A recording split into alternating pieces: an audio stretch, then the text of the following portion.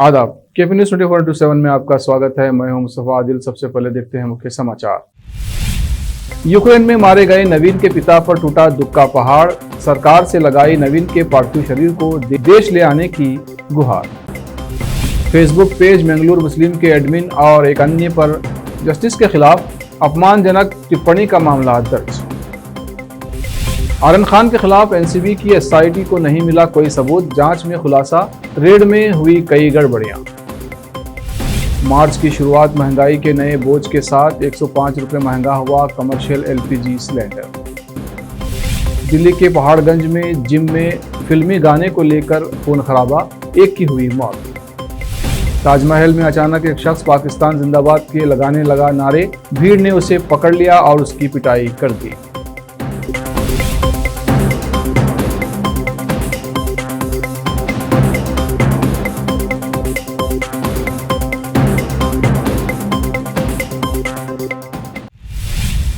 अब समाचार विस्तार से। भालकी तालुके के शमशापुर वाड़ी गांव में सीसी नालियों का काम चल रहा है, लेकिन जो सामग्री उपयोग की जाती है वो गुणवत्ता वाली नहीं है। चलवाड़ी संगठन के अध्यक्ष सुरेश और सदस्य सतीश ने केपी न्यूज़ के संवाददाता सैमुअल से संपर्क कर कार्य का विवरण किया।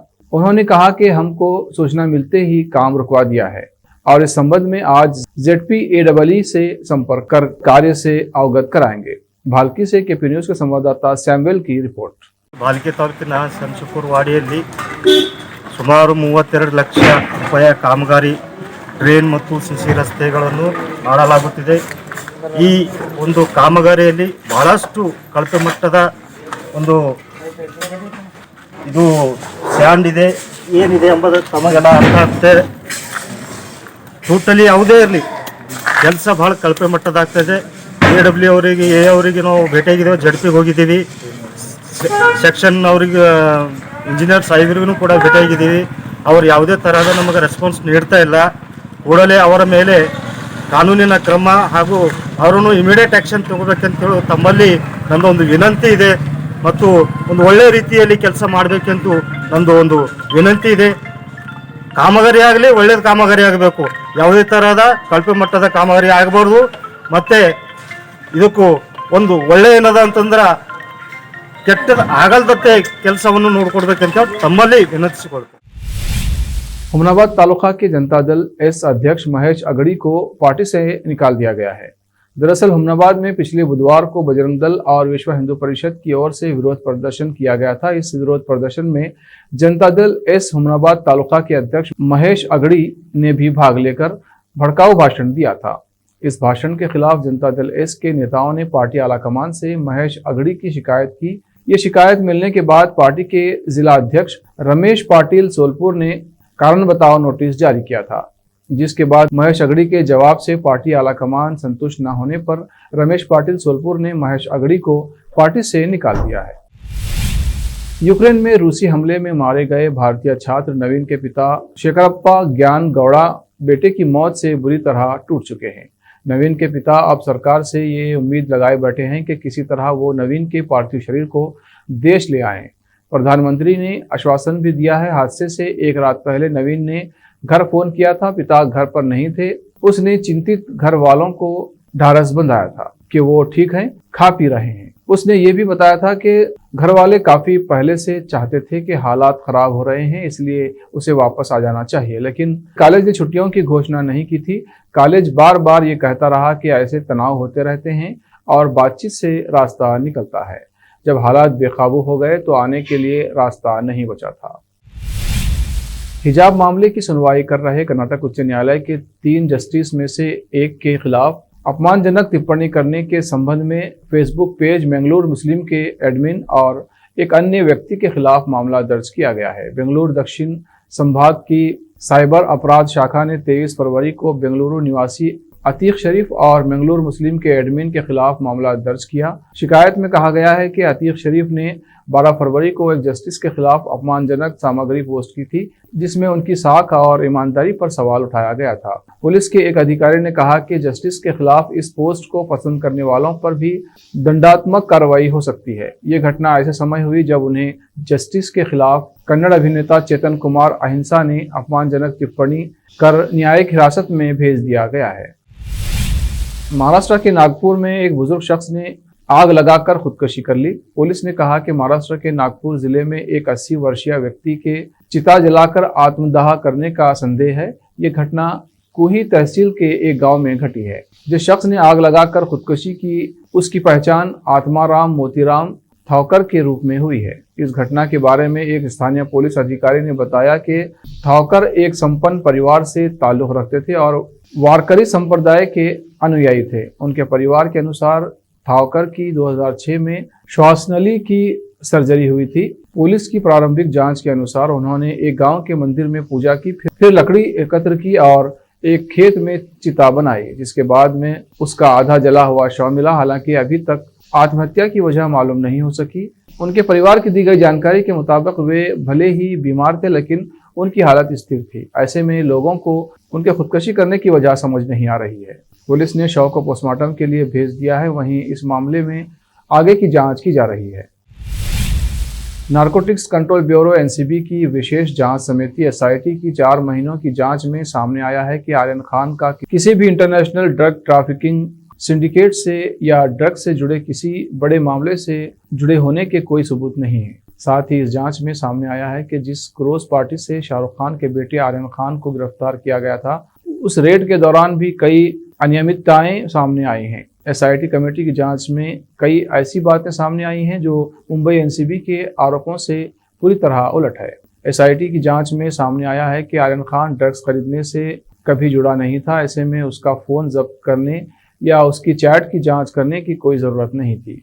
इन चैट्स में कहीं सामने नहीं आता कि आर्यन खान किसी भी तरह से किसी इंटरनेशनल गिरोह का हिस्सा है। आम आदमी को महंगाई का फिर झटका लगा है। मार्च की शुरुआत महंगाई से जुड़ी 2 खबरों के साथ हुई है। रेस्टोरेंट में खाना या ऑनलाइन खाना महंगा हो सकता है। इसकी वजह यह है कि ऑयल मार्केटिंग कंपनियों ने कमर्शियल गैस सिलेंडर के दाम में 105 रुपये का इजाफा कर दिया है। इससे ठीक एक दिन पहले अमूल ने दूध के रेट 2 रुपये प्रति लीटर तक बढ़ा दिए थे। दरअसल मंगलवार को 1 मार्च से सरकारी तेल कंपनियों ने 19 किलो कमर्शियल रसोई गैस सिलेंडर के दाम 105 रुपये तक बढ़ा दिए हैं। इतना ही नहीं, 5 किलो वाले वाणिज्यिक रसोई गैस सिलेंडर की कीमत भी 27 रुपये बढ़ा दी गई है। इससे छात्रों और मजदूरों के लिए खाना बनाना महंगा हो जाएगा। गनीमत बस इतनी है कि घरेलू गैस सिलेंडरों के दाम में कोई बदलाव नहीं किया गया है। दिल्ली के पहाड़गंज इलाके में हैरान करने वाला मामला सामने आया है, जिसमें जिम में गाना बदलने को लेकर 2 पक्षों में विवाद इतना बढ़ गया कि एक शख्स की मौत हो गई। मारपीट का वीडियो सोशल मीडिया पर खूब वायरल हो रहा है, जिसके बाद पुलिस ने मामले में दोनों पक्षों की तरफ से केस दर्ज कर आगे की कार्रवाई शुरू कर दी है। पुलिस के मुताबिक पहाड़गंज इलाके में मंगलवार सुबह फिटनेस हब नामक जिम में मयंक मनचंदा नाम का शख्स कसरत कर रहा था, तभी उसका दूसरे पक्ष से गाने बदलने को लेकर विवाद हो गया। दूसरे पक्ष में सौरभ शर्मा, मंजीत शर्मा, जोगिंदर शर्मा और राहुल शर्मा शामिल थे। झगड़े के बीच मयंक ने अपने पिता मनोज मनचंदा को भी बुला लिया। इसके बाद दोनों पक्षों ने एक दूसरे पर चाकू और धारदार हथियारों से हमला कर दिया। इस हमले में मनोज मनचंदा की मौत हो गई, जबकि बाकी लोग घायल हो गए हैं। पुलिस ने मामले में हत्या का केस दर्ज कर लिया है, जबकि दूसरे पक्ष की शिकायत पर भी केस दर्ज किया गया है। अब वक्त है ब्रेक का। ब्रेक के बाद जल्द लौटते हैं। हिंदुस्तान के हर कोने में हम हैं मौजूद। 24 घंटे हालात पर गहरी नजर, खबरों से जुड़े चुपते सवालात, और आपको दिखाता है धार्मिक, सामाजिक, राजनीतिक, लोकल और इंटरनेशनल न्यूज की सबसे बेहतर कवरेज, जो आपको रखती है हर पल बाखबर। देश और दुनिया भर की खबर के लिए देखते रहें KP news 24/7। Noor education trust Bidar की ओर से चलाए जाने वाला Noor MEd college Bidar recognized by NCTE Delhi and affiliated to Gulbarga University, Gulbarga. Admission are open for the academic year 2021-22. विशेषज्ञ और सक्षम शिक्षकों द्वारा शिक्षा प्राप्त करने के लिए नूर एमएड कॉलेज में दाखिला लें और शांत वातावरण में शिक्षा प्राप्त करें। बीदर शहर में बेहतर शिक्षा का एकमात्र केंद्र Noor MEd college, Shahpur gate, Bidar. Phone numbers 9945283920, 8482221297। Break के बाद फिर एक बार आपका स्वागत है। आइए देखते हैं आगे के समाचार। आज सरोजिनी नायडू की पुण्यतिथि है। सरोजिनी नायडू आज़ादी के बाद उत्तर प्रदेश की पहली गवर्नर बनी थी। कार्यकाल के दौरान ही 2 मार्च 1949 को हार्ट अटैक से निधन हो गया था। बचपन से ही सरोजिनी नायडू बहुत होशियार थी। उन्होंने 12 साल की आयु में ही 12वीं की परीक्षा अच्छे अंकों के साथ पास कर लिया था। उन्होंने 13 साल की आयु में लेडी ऑफ द लेक नामक कविता लिखी थी, जिसने फेमस कर दिया। ये कविता उन्होंने स्कूल में बैठे हुए गणित की कॉपी 1300 लाइनों में लिखी थी। इस पर हैदराबाद के निजाम इतने खुश हुए कि विदेश में पढ़ाई के लिए उन्हें स्कॉलरशिप दे दी। वो पढ़ने के लिए पहले लंदन के किंग्स कॉलेज और बाद में ग्रेटन कॉलेज के मिबर्ज गईं। पढ़ाई के साथ साथ कविताएं भी लिखती रहीं। गोल्डन थ्रेशोल्ड उनका पहला कविता संग्रह था। उनके दूसरे तथा तीसरे कविता संग्रह बर्ड ऑफ टाइम तथा ब्रोकन विंग ने उन्हें फेमस कर दिया। उत्तर प्रदेश की मऊ सदर सीट को जेल में बंद माफिया मुख्तार अंसारी का गढ़ माना जाता है। मुख्तार 1996 से लगातार यहां से विधायक हैं। इस बार सपा के सहयोगी ओपी राजभर ने मुख्तार के बेटे अब्बास अंसारी को टिकट दिया है। क्या अब्बास अपने पिता की सीट बचा पाएंगे, ये जानने की उत्सुकता हर किसी को है। अब्बास का चुनाव प्रचार किसी हिंदी फिल्म के सीन की तरह है।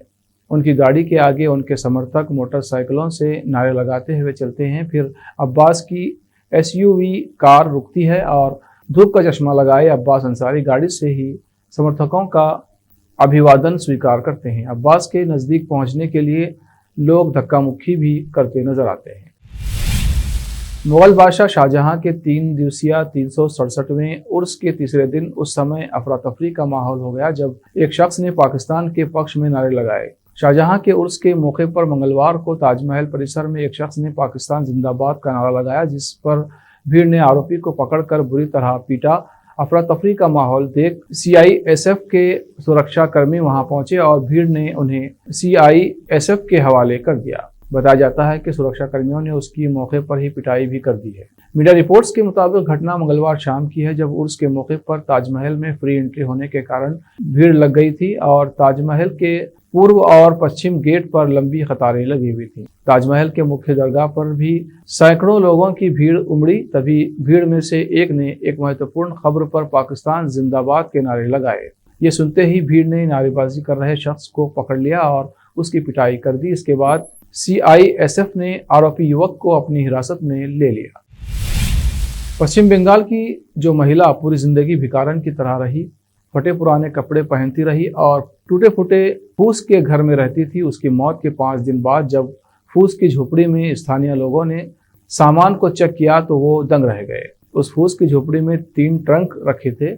जब उन ट्रंक को खोला गया तो उसमें पैसे ही पैसे नजर आए।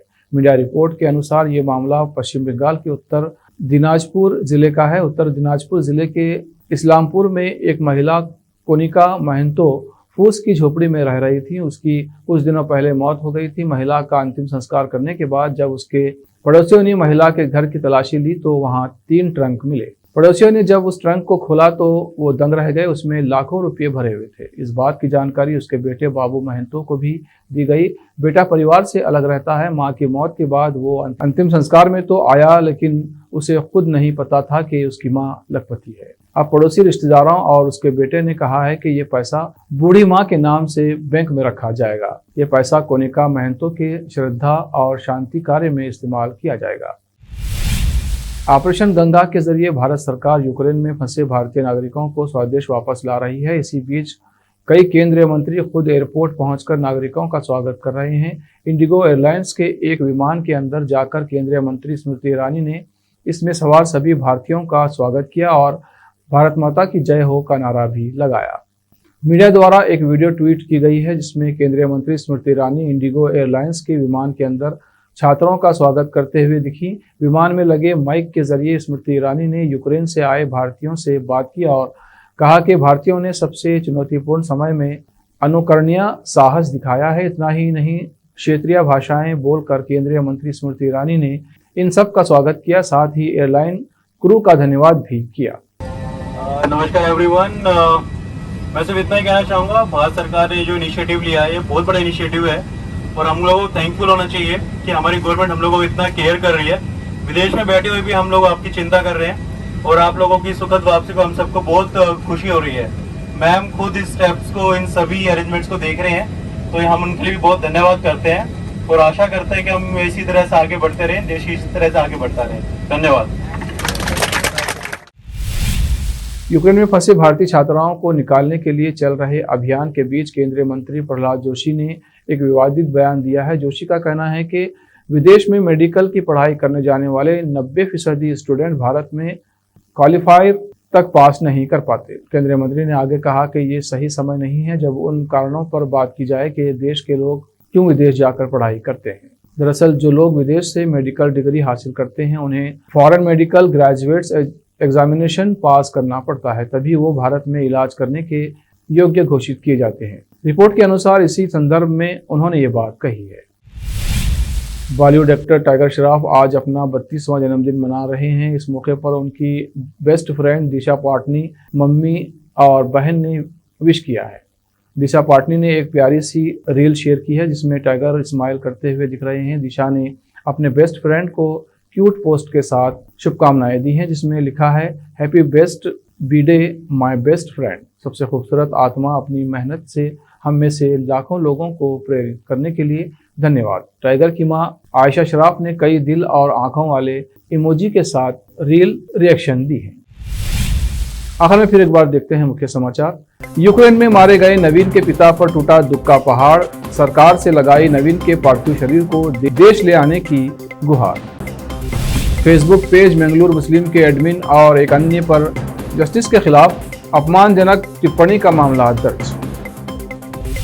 आर्यन खान के खिलाफ एनसीबी की एसआईटी को नहीं मिला कोई सबूत, जांच में खुलासा, रेड में हुई कई गड़बड़ियां।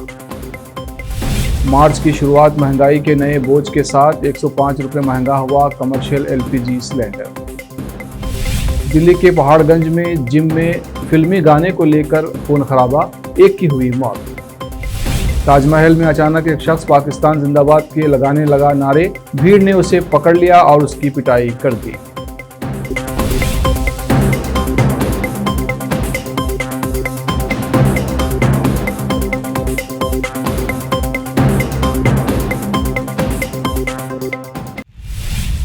केपी न्यूज में अब तक के लिए इतना ही। देश प्रदेश के समाचारों के लिए देखते रहिए केपी न्यूज 24/7। धन्यवाद।